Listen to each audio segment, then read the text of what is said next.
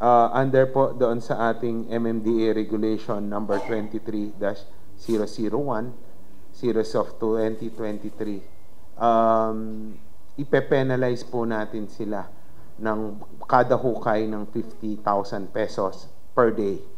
May kasama pa pong ibang violations yan, tulad noong kawalan ng mga traffic marshals and other violations.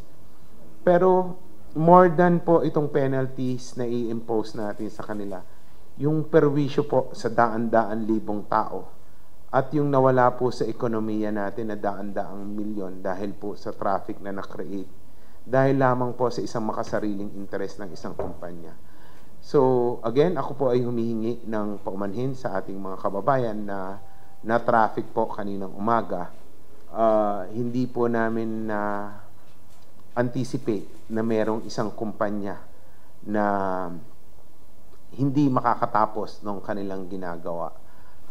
Kung titingnan natin, marami yung hindi natakpan at hindi nadaanan, pero isang contractor po ang may kagagawan.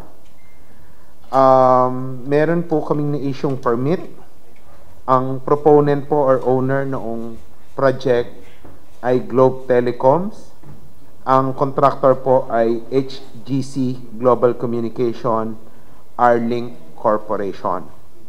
Unfortunately, ito nga pong HGC Global Communications at Arlink Corporation na ating nabigyan ng permit ay gumawa ng more than they can finish. Nung pinatawag natin sila kaninang umaga, ang kanilang explanation, which I don't believe at hindi po justifiable, ay nagkamali daw yung kanilang logistics, nagkamali ng pag-schedule ng delivery ng simento, which I don't believe. Sabi ko nga, as early as Friday daw, nalaman na nila. Sabi ko, ba't nyo pa hinukay? Alam nyo na hindi matatapos by Monday.